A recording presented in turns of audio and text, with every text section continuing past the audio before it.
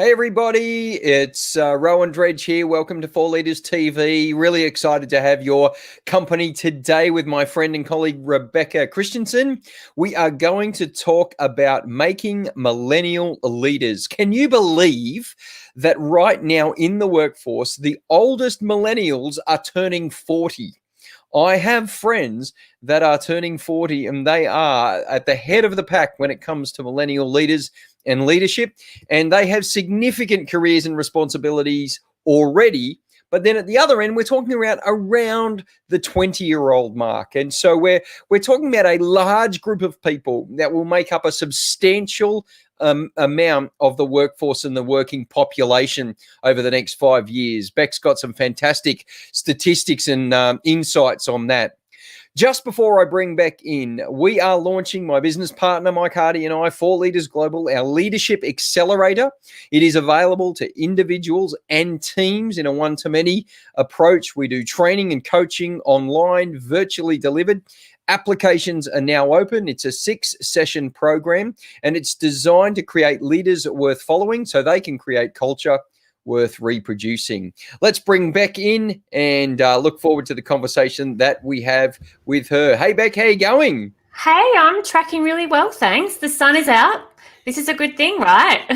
Yeah, well, that's true. That's true. And just being mindful, both of us with our connections, being mindful of our friends in Melbourne, Australia at the moment, and acknowledging that that's a tough time for the city right now.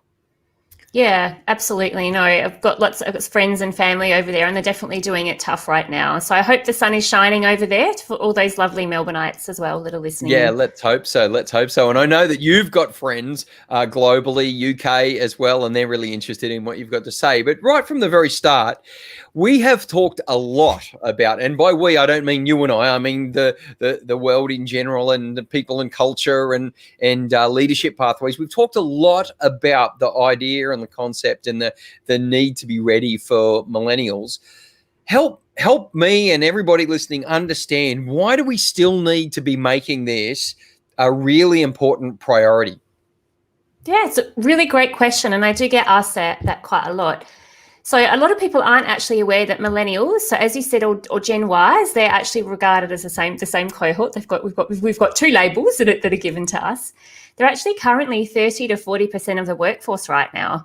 And in the next 5 to 10 years, they'll make up between 70 to 75% of the workforce. So their voice is only getting louder and louder. And I'm seeing a lot of organizations kind of struggling to adapt to that change. And as you said, the millennials are quite a large cohort, aged between about 25 and 40. And so you've got people that are quite early in their careers that are just joining the workforce. And you've got others like me who are old. So I'm an old millennial. I just turned 40.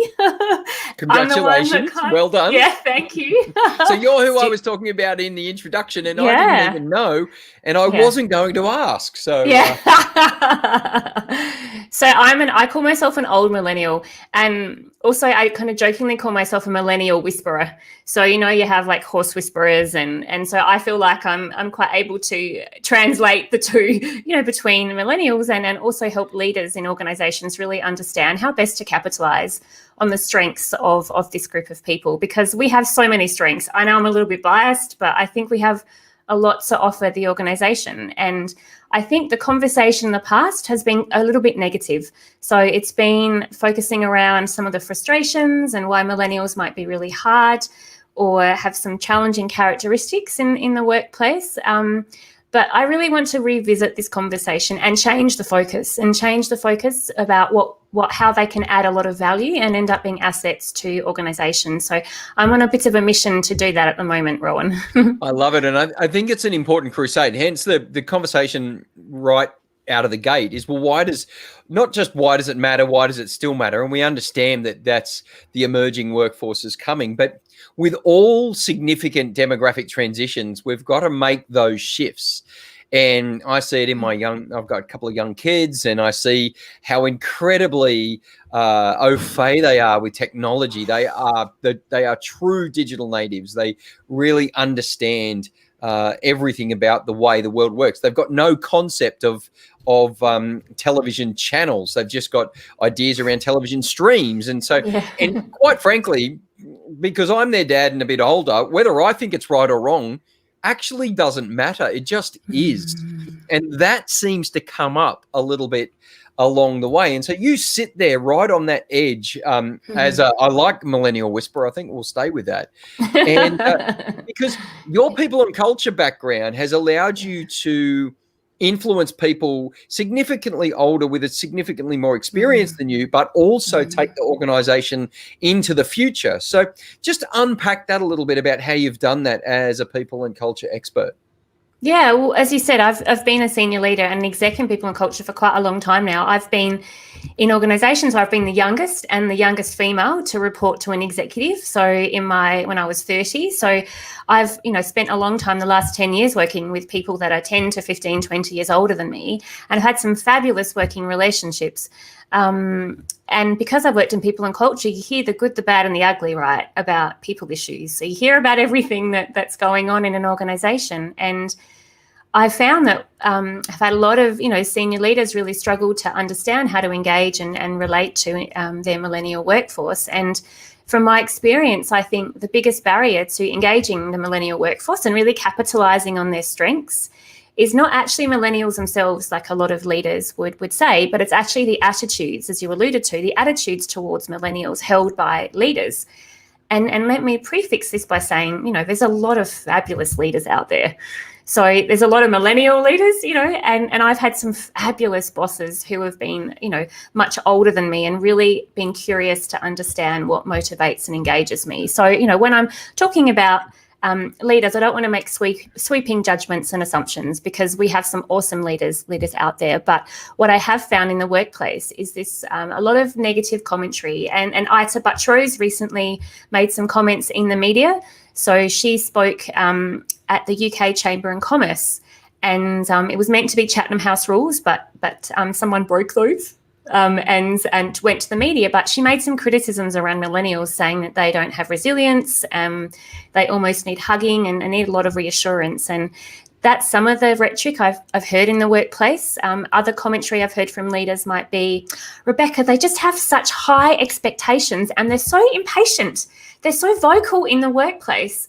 And, they've been in a role a year and they're talking to me now about what their next role might be. So I've heard a lot of that frustration, I guess, from other leaders in an organisation who have really struggled to understand this group of people.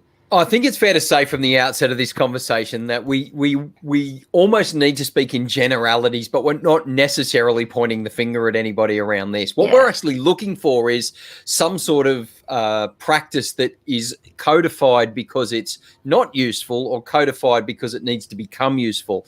And so I think that's a really important part. And there are characteristics of successive generations. There were the builders, the boomers, the X's, and back in the day, I'll tell you, I was doing some labouring work at a builder's house, so a baby builder, so pre Second World War, and they had a backyard full of the clay roof tiles that they had kept for so long, it had overgrown over the top of the tiles. And I remember thinking as a Gen Xer, what a waste, And so this whole idea of successive generations and demographics, I think they just have characteristics we need to understand. So I'm a Gen Xer. I've got a work ethic that I got handed down to me by a baby boomer, and where might the more senior or veteran leaders be going wrong in the workplace right now with their attitudes? If I'm sitting here listening to this going,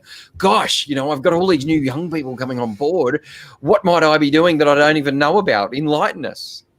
Yeah, great. So I guess that links on to, there are definitely some myths or some consistent themes that I do hear, have heard leaders struggle with in the past. So, and I think with all of them, I think there's a challenge for us to flip that perspective on its head. So if we start with the first one, so millennials are renowned for having a what's in it for me attitude. So, always going back to themselves, being very self-confident and putting their needs first. And you alluded to each generation having had different experiences that really shape their attitudes. If you think about millennials, and I'll use myself as an example, before I even started work as a professional and when I was a grad, I'd already had both my parents being made redundant by two quite large organizations. And so, again, both had very, very high work ethic. And, before I'd even started working in a professional job, I had seen that I could see that people ended up being seen as being able to be cast aside, I guess, by organizations. Expendable in a way. Yeah, absolutely. Absolutely. Same thing happened to my dad. Yeah, and I saw that happen within a few years to my mum and my stepdad, and so that really shaped me. And I think we've got a lot of young people who've had the same thing happen, where they've seen their parents work really hard, and it doesn't mean that they don't want to work hard, but they end up thinking, well, actually, I want to put my needs first because actually no one else is going to, which actually is true. No one else will put your needs first apart from yourself. So I think this what's in it for me has come from what they've seen from their parents experienced, but also from their ambition. They have a great energy and drive to learn and to grow. And I think when that's capitalized, that can be fantastic. So if you're able to speak to your people in a way, your millennial people, and help them understand what's in it for them. So how working on this project or how changing their behavior can actually help them advance, then you're speaking their language, right? So I think part of it is the way we see their behaviour, but the other part of it is in the way that we communicate. So if we know how they think, then we can adapt the way we approach and influence them to really understand and pick out what's important to them. Yeah, it's so important that aspect of actually understanding before we necessarily either judge or decide that it doesn't fit into the system, because the system's changing. As you were saying, by 2025, 75% of the workforce will be of the millennial demographic. What are we actually doing that gets us ready for that? And as the question I asked before, what are we doing that gets in the way of that? And so if you were, let's just say I put you in a mentoring group of 50 to 60-year-old leaders, and they said, we're a blank page, Beck. Tell us what we've got to look out for. Where might we be going unconsciously wrong, or what could our organisation need to be aware of or shift in order to embrace this emerging generation of leaders? Sure. So I definitely start with expectations around work. So I think millennials have a very different expectation about what their work life means to them and how they want to operate in the workplace. So they tend to have a preference for having a really relaxed work environment. So, they don't want to wear suits. They kind of see that as a uniform. They don't want to be part of some of what I call corporate nonsense or the corporate facade, so that they want to work somewhere where they can bring their authentic self to work. Not the uniform, not the kind of work corporate phase, but they want to bring themselves. And there's so much research that actually tells us that when people do bring their authentic self to work, they're more likely to be challenging, to be more engaging, to bring better ideas to the table, which actually increases their productivity. So I think one of the challenges I would speak to that group is around helping them understand that millennials have different expectations of what a positive work environment looks like. And it's not just about foos tables and AstroTurf carpet. And I've worked for a business that had AstroTurf carpet and had a really, a very, very kind of cool, fun M&M separated into colours and yeah. Like I've been in an environment like that. So, I think helping them understand that just because their clothes are more casual, just because they seem more comfortable at work, it doesn't mean actually that they're not focused and that they can't be, they can't be energized. I think there's so much research now through Brené Brown, et cetera, who talks about bringing your authentic, vulnerable self to work. And that's been a real shift in a conversation for what we want from leaders. And so millennials have actually been demanding that of organisations for years now. They've been wanting a more authentic, genuine workplace where people are able to be themselves and they're able to collaborate in a way that's more authentic and genuine. And so whereas a lot of organisations have quite corporate, very corporate offices and, it's very stiff and formal and that doesn't resonate with this group of people, but also I don't think it necessarily always helps with productivity either. So I would challenge some of their thinking around what a workplace looks like. And building on that is also what work means to them too. So a lot of millennials. Just before you answer that, what work means to them. So let's hold that idea. I want you to go back. I want you to go back to corporate nonsense because I laughed at that, and I actually haven't heard you. I haven't actually heard you use that phrase before. Yeah. So quick fire. Yeah. Corporate nonsense. What's it look like? Yeah, corporate nonsense is, I have this image of when I lived in London. Corporate nonsense is getting off the Bank tube station. I did some work in the finance sector there. Corporate nonsense is walking down and seeing black swarm of people walking out of the tube station, walking to the office. It's everyone literally wearing a black suit. A uniform. Absolutely, a uniform to work, where there's no differentiation around individuality. We're just all the same. We're all soldiers marching along. We're all sheep. For me, that really resonates.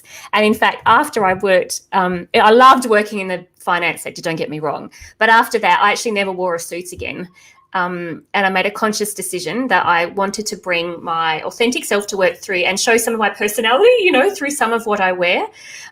So part of it ends up in what we wear. Part of it is also just how we behave in meetings, that real formal, very respectful, but very hierarchical behaviours where you don't challenge your boss and you don't ask challenging questions in broader team meetings because you don't want to seem like you're being cheeky or trying to show someone up.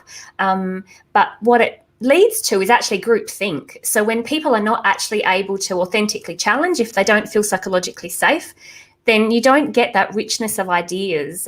So for me, part of corporate nonsense is actually lack of productivity and a kind of a lack of ideas at times as well, because people are not necessarily encouraged to challenge and to raise concerns and to share learnings. And I think that's a really important part of driving innovation.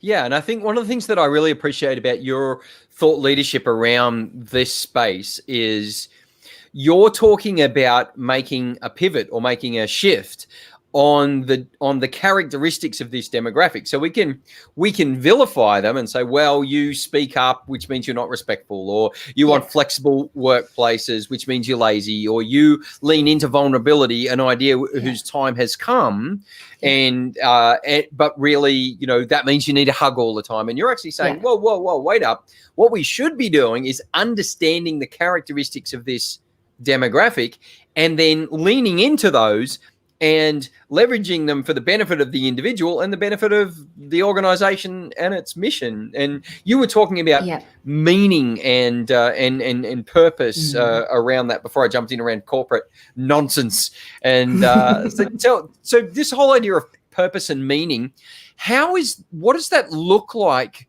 for a millennial emerging in the context of corporate life, because corporate life's got a fair bit of structure. It's got fairly high expectations and work ethics and things like that. How have you seen that play out?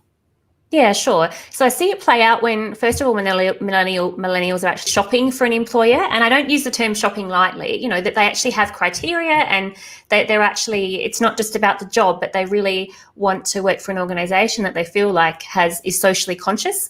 So one of the strengths of millennials is that they are, very, very aware of environmental issues, of people issues. So they have a lot of great respect for diversity and inclusion, and they really want that in an organization. And so when they're first if they're looking to shift jobs, then that's one thing that they look for in an organization, is making sure that the employer, cares, that they have a social conscience, that they give back to the community, that they have a really clear and meaningful purpose.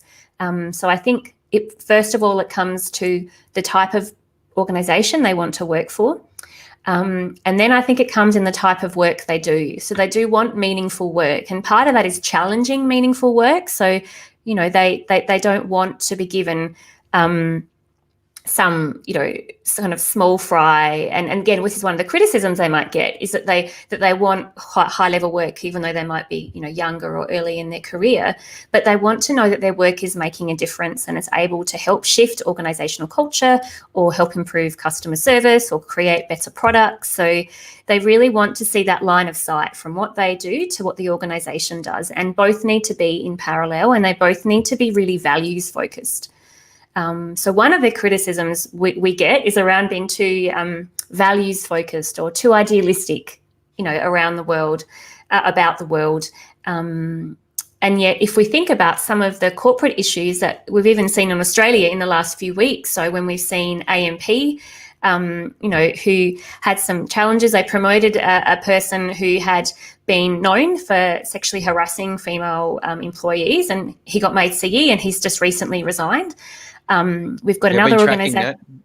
Yeah, so we've got another organisation who accidentally blew up some Indigenous sites and caves recently, and from a values perspective, I mean, I'm outraged by hearing about these things. But we do have some organisations, and they're not all big corporates, but we do have organisations who've lost their way a little bit. And so I think that this group of people, millennials, they do bring a values-based mindset. And I really think that this can help shift organisations to be more socially conscious, because it's what the community expects now. They have higher expectations of organisations these days. And one of the things that I think that you're contributing to this space is you're saying, okay, so higher expectations, values-based, deeper awareness and sensitivity to mental health, inbuilt diversity and inclusion. And I say inbuilt because my summary view, or my generalist view of X's and boomers, is that has had to have become a learned skill in the workplace. And so, again, let's talk about transition, an organisation that's saying, hey, look, we think we're doing okay. We're giving ourselves a 4, 5 or 6 out of 10.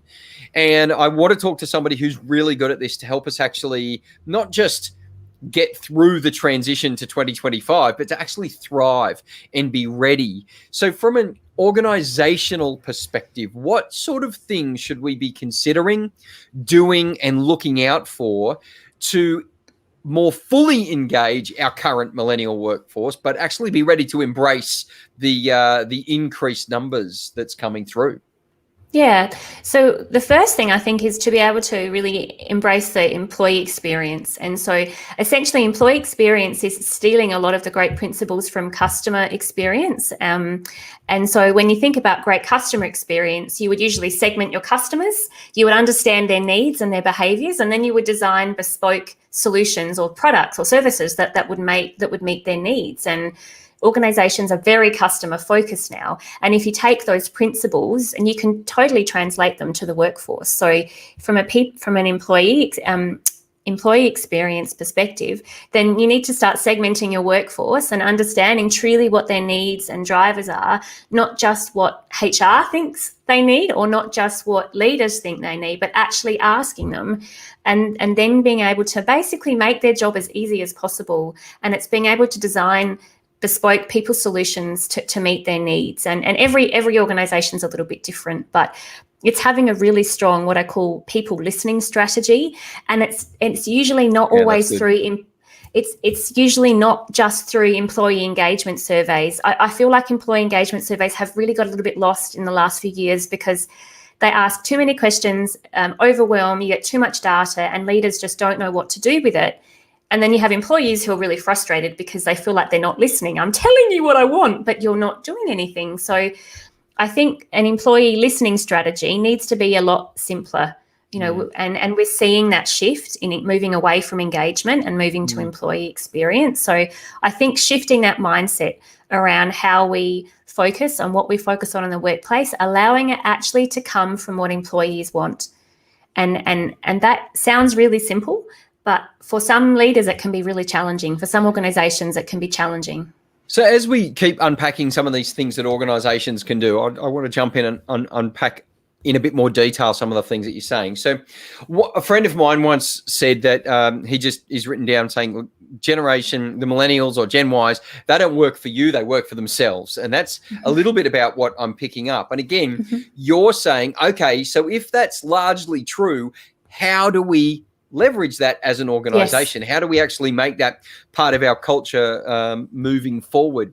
And so again, that's what I heard you say with all of that as well. And then this idea of sort of being demanding or having high expectations or wanting more, we turn those things into our advantage and turn those things into listening groups and not overcomplicating things and wanting that the lower levels of hierarchy and connection. It's interesting. I agree with you. I think we obviously work in our leadership training with lots of HR and people and culture organizations, and what we're looking to do is shorten the line towards the initiative and the transformation. And so we're not getting lost in bureaucracy and red tape and various things like that, because I think you'd really quickly lose your employees and their commitment to you if they told you 1, 2, 3 years in a row in an engagement survey, but it got lost in bureaucracy or red tape or anything like that. And so does any of that resonate? Is that all sort of making sense with your experience? Yeah, absolutely. So pulse surveys have become a lot more popular, where they might, take place every month or every quarter. There might be 5 or 10 questions that are asked. Other organisations are moving to employee net promoter scores. So again, they're translating some of the principles from employee experience. So usually companies would ask you if you'll promote this business to, to a friend or family. Well, you're translating that then to the workforce. Would you promote this organisation, to someone that you know? So there are different metrics that are being used, and it's all around simplification.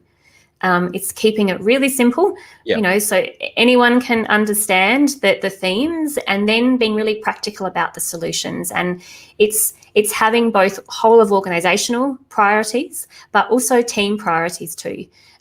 So because when you have team priorities, it's easier for the leader to implement those at a local level rather than waiting for whole of organisational changes or initiatives sometimes. So I guess it's leaders, and a lot of leaders are doing that already, right? They're really good at listening. They're curious, they ask questions. And I think this whole switch of mindset all needs to be based on curiosity. It's a fascination to understand them better rather than replacing the frustration of difference. And frustration of difference doesn't just take place, with millennials. It's with lots of things in life, isn't it, right? We sometimes get frustrated by things that are not like us, or people that don't see the world like us. And why can't they be more like us, Roo? I know. I'm saying that less and less. I've got to walk around with my curious hat on. There's no doubt about that. You said something before that I wanted to hear more about. You said we need to be. I really love that shift around customer experience and employee experience. I think that's a great shift for the workplace. And so still under this transition banner, but you said to be really sensitive or understanding or listening to what our employees want. I really would love to hear your comments around how do we manage the mission of the organization and what an employee wants and bringing them together, and then perhaps even putting the arms of team around that experience as well. How does that get held in tension by organizations in this transition? Yeah, look, I think it's a really great question. And I think that just because you ask people what they want and need, it doesn't mean you give them everything that they want or need, but you help prioritize where there's a great match between the two, where there's a good match between what employees or the team needs and how that does align with the business as well. So I do think there's a level of, I don't think compromise is the right term, but this is almost a level of kind of matching the two together, because one does need to be practical about it. But I guess also it depends if there's a disconnect, what that disconnect is about. Because if that disconnect is around millennials wanting to use more technology to automate, to drive change and innovation, well, these are all aspects that are required for the new world of work. So if organisations want to be successful in the new world of work, then they do need those skills. So they do need those aspects. So I guess it depends. I guess it's a bit grey, but it depends where the mismatch is. And if the mismatch is in any of those areas, then I think organisations need to be more open to be listening to what millennials are suggesting and thinking. And you've got organisations that have shadow boards now, that have shadow boards that are comprised of millennials, because they realise this voice is being lost. And so, yeah, but again, it's on certain areas that we know that millennials are strong at, that they can really add business value. I'd love to hear some examples. I love the shadow boards idea is brilliant. I was running an organization. I used a metaphor where I said there are 3 kinds of people in this space. So there are people that get to stand in the room, sit at the table, or be by my side. Yeah. And that was essentially 3 levels of influence, but it was also deepening the bench. It was also about saying, if you're standing in the room, you observe. If you're sitting at the table, you're in conversation. If you're by my side, you're actually a key person of influence. And so you use the example of shadow boards. Organizations that are at the front end of embracing, engaging, and creating thriving workplaces for millennials, or making millennial leaders, as we've called this particular show. What are they doing? What are the examples that you're seeing, and how are you helping with your consulting work and your thought leadership in this space? And what would you take an organization through and help them understand? Yeah, sure. So I guess, again, depends on what some of the business challenges are, because each individual organization will have unique business challenges. But what I've done in the past when I've been in an in-house role is we've had executives who've been grappling with business challenges. And so we've got together a group of millennials to help try and work with an executive to solve a business problem. So it might be over a period of a week. We've taken people out for 2 days, 3 days, or 5 days to work through a current live business challenge and to provide their perspective on it. So you kind of fast track that understanding of the issue and then hearing their insight in quite short periods of time. So that's worked really well.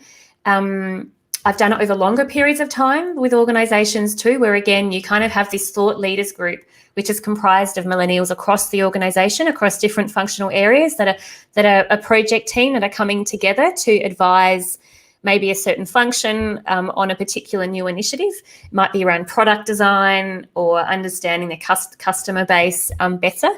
But it's actually getting them involved in current real business issues that they're able to touch and get their hands wrapped around and provide their insight. And it relies on, whether it's executives or leaders being really interested and curious and respecting, the value and the contributions that they're adding. So that's one quite practical way of being able to give them something real to do, because they love meaningful work. They don't want to be given some organisations might do high potential leadership programs and they might give them kind of a pretend project to work on as a team or something. They want something real and meaningful that they can contribute to. And that comes through in your writing and your thought leadership. The whole idea of practice isn't okay, but that changes the way that they're led. It changes the way that they're mentored. It changes what we think about failure and experimentation and all things that go with it. And I think there's some of the challenge for the X's and the boomers, because failure is not an option. We leave no man, person behind, all these other things that we do. And millennials are going, of course I'm going to fail. I've failed school, but I'm still here, and or I didn't fail school, but I failed a subject at uni, or it's a really different perspective, isn't it? And so I think that sense of, if you're thinking transition, people listening to this, it's got to be real, it's got to be meaningful, and it's got to be okay to make mistakes along the way. And I think absolutely.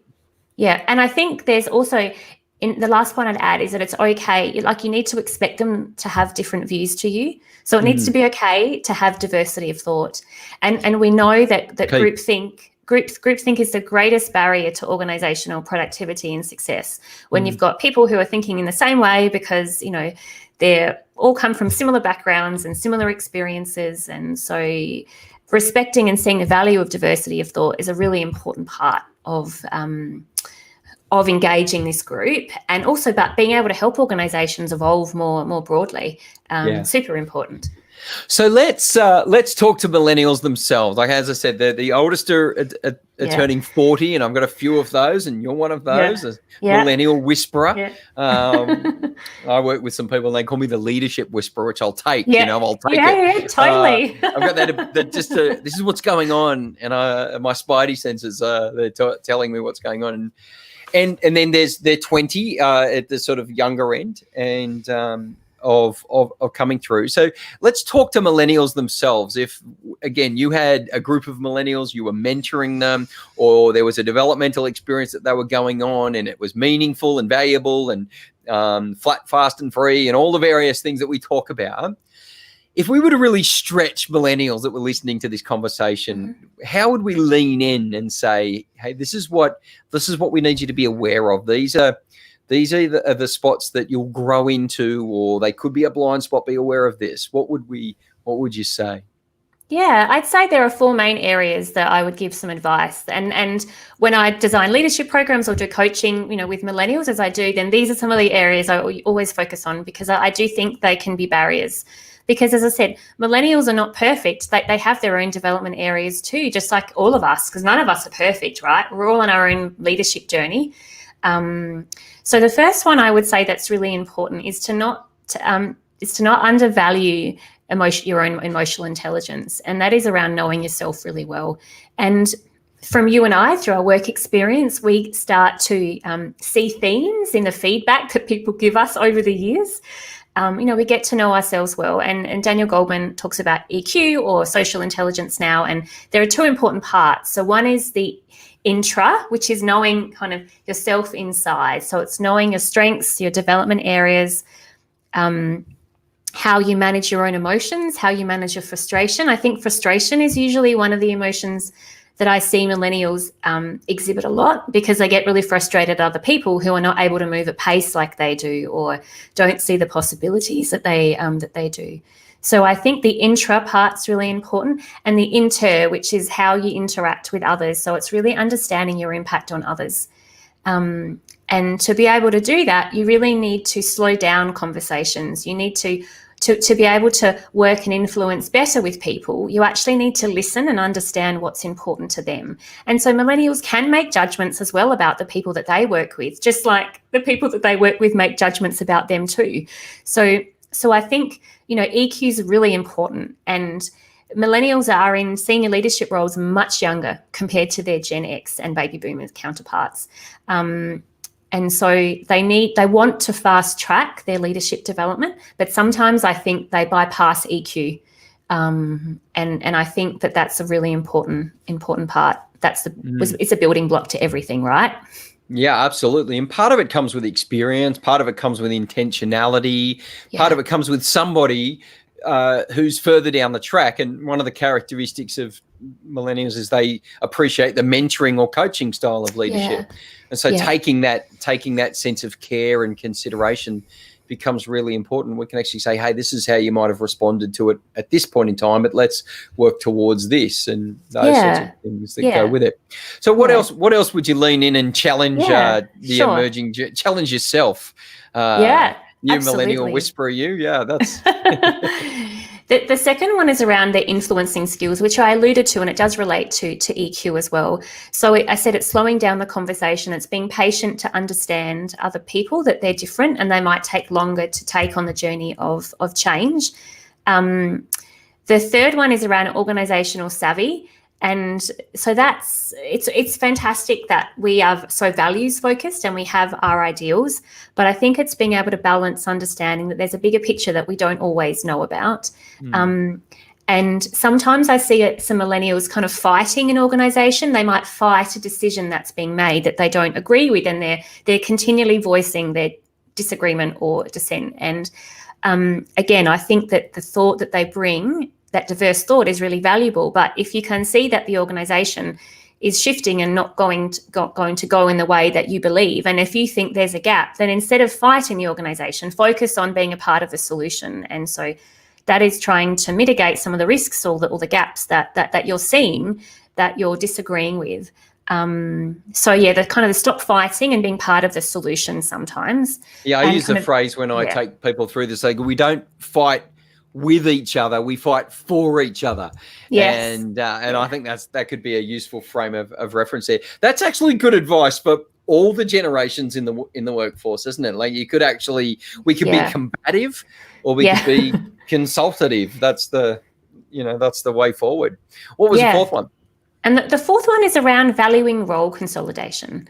So I myself, that's around when you're in a new position, then there's a learning curve, right? And that learning curve can be really steep. Usually in the first 9 to 12 months, that learning curve is, you're kind of half stressed, but you're learning, and you're, really understanding your role and the value you can add. And there's this kind of, they kind of build off this kind of stress learning zone. But when you get to around 9 to 12 months, the learning plateaus. So you kind of go from here and then it goes to here.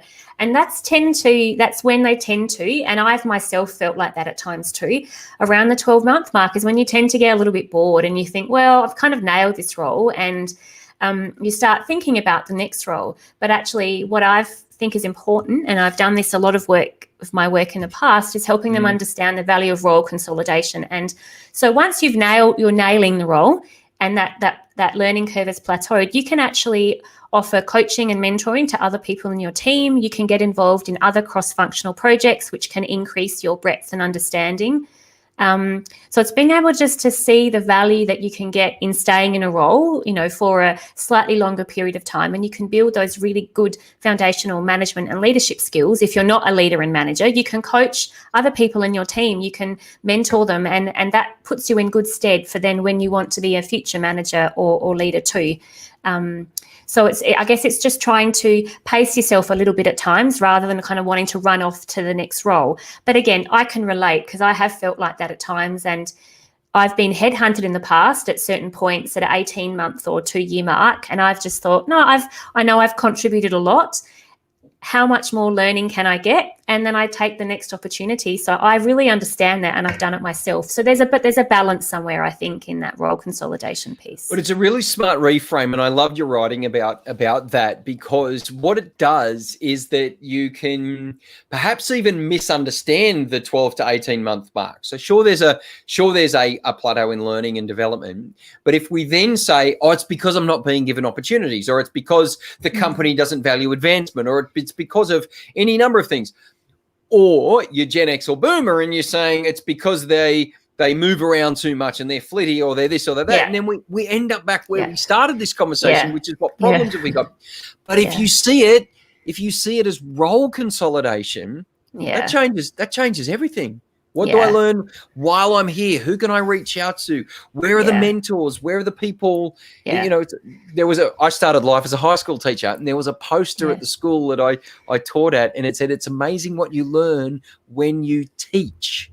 Yes. Yeah, exactly. Right? So I'm 18 months into my role. Why wouldn't I spend some time with the new staff? Why wouldn't I spend some time with them? That's so fantastic.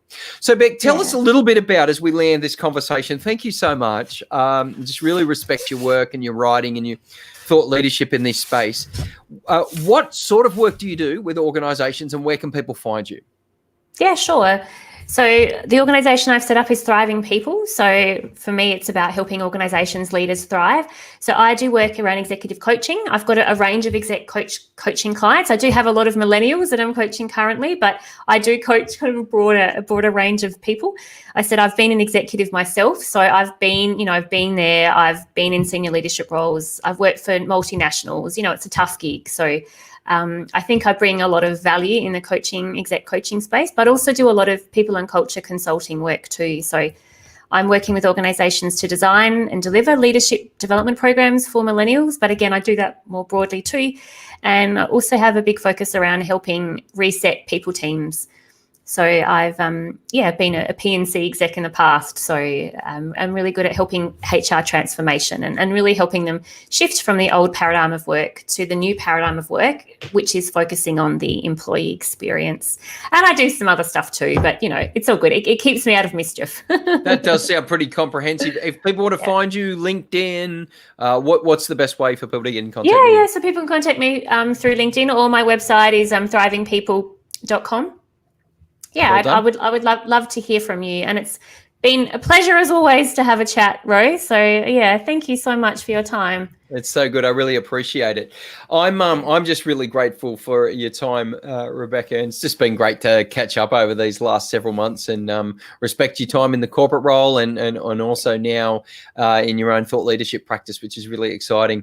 So it's just wonderful to have Rebecca on the show. I've got a really exciting guest in a couple of weeks' time, Glenn James from Sort Your Money Out, because I wanted to keep the millennial. I saw that. He's been a friend of mine for 15 years, and I just wanted to keep the millennial theme going. So he's the host of the podcast My Millennial Money, and I did a show with him, recorded a show with him last week. If the Leadership Accelerator is of interest, get in contact with us. It's an individual program that people can join, but also, and perhaps even more specifically, we're looking to invite people to take their teams through this. And we want to help you become a leader worth following so you can create culture worth reproducing. You can get in touch with me at rowan@rowandredge.com. Thank Rebecca Christianson. Thank you so much. And we'll look forward to seeing you next time, everybody. Thank you. Awesome. Take care, everyone. Thanks again. Cheers.